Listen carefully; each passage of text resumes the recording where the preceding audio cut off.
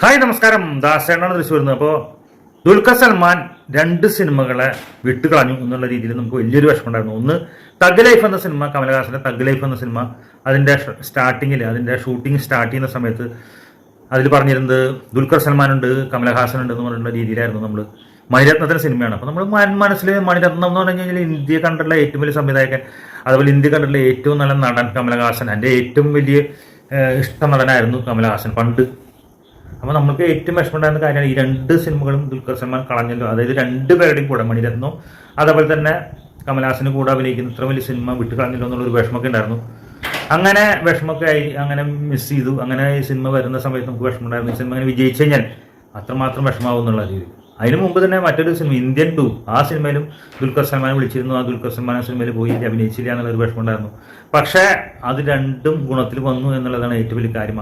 അന്ന് ഇന്ത്യൻ 2-ൽ ദുൽഖർ സൽമാനെ വിളിച്ചപ്പോൾ ആൾ പോയി ചെയ്ത സിനിമയാണ് സീതാരാമം എന്ന സിനിമ. സീതാരാമം എന്ന സിനിമ വമ്പർ റെക്കോർഡുകൾ സൃഷ്ടിച്ച്, എന്താ പറയുക, ഇന്ത്യ മുഴുവൻ വമ്പർ റെക്കോർഡ് സൃഷ്ടിച്ച് വിജയിച്ച സിനിമയാണ്.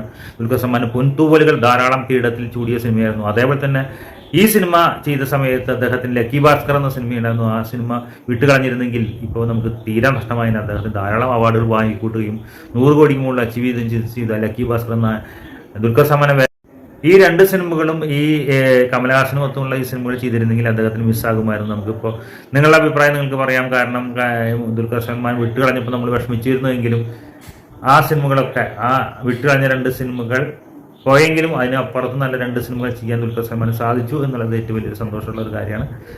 അപ്പോൾ എല്ലാവർക്കും നല്ല നമസ്കാരം നേർന്നുകൊണ്ട് നിങ്ങൾ സ്വന്തം ദാസേട്ട. ദുൽഖർ സൽമാൻ്റെ പുതിയ സിനിമയായിട്ടുള്ള കാന്ത എന്ന സിനിമ 1950 കാലഘട്ടത്തിലൊക്കെ നടന്നിരുന്ന ഒരു സംഭവത്തിന് ബന്ധപ്പെട്ടിട്ടുള്ള ഒരു സിനിമയാണ്. നടന്ന കഥയാണ് ആ സിനിമ വരാൻ പോകുന്നത്. തമിഴിൽ അതൊരു വലിയൊരു സിനിമയാണ് കാന്ത എന്ന സിനിമ. അതേപോലെ തന്നെ ഭാഗവതരുടെ കഥ. അതേപോലെ തന്നെ തെലുങ്കിൽ പുതിയ സിനിമ ആകാശം ലോകധാര എന്ന് പറഞ്ഞ സിനിമ. അതേപോലെ തന്നെ മലയാളത്തിൽ RDX എന്ന് പറഞ്ഞ സംവിധായകൻ, RDXന്റെ നഹാസ് ഹിദായത് സംവിധാനം ചെയ്തിട്ടുള്ള അദ്ദേഹത്തിൻ്റെ 2ാമത്തെ സിനിമയായിട്ടുള്ള പുതിയ ദുൽഖർ സൽമാൻ്റെ ഐ ആം ഗെയിം എന്ന സിനിമ, ഇതൊക്കെ വരാൻ പോവുകയാണ്. അപ്പോൾ ദുൽഖർ സൽമാൻ വേറെ ലെവലാണ്. അദ്ദേഹം വിട്ടു കളഞ്ഞിട്ടുണ്ടെങ്കിലും അത്ര ഗംഭീര സിനിമകളാണ് അദ്ദേഹത്തിന് കിട്ടിയിട്ടുണ്ടായിരുന്നത്. എന്തായാലും അദ്ദേഹത്തിന് ആശംസകൾ നേർന്നുകൊണ്ട് നിങ്ങൾ സ്വന്തം ദാസേട്ടൻ തൃശ്ശൂർ.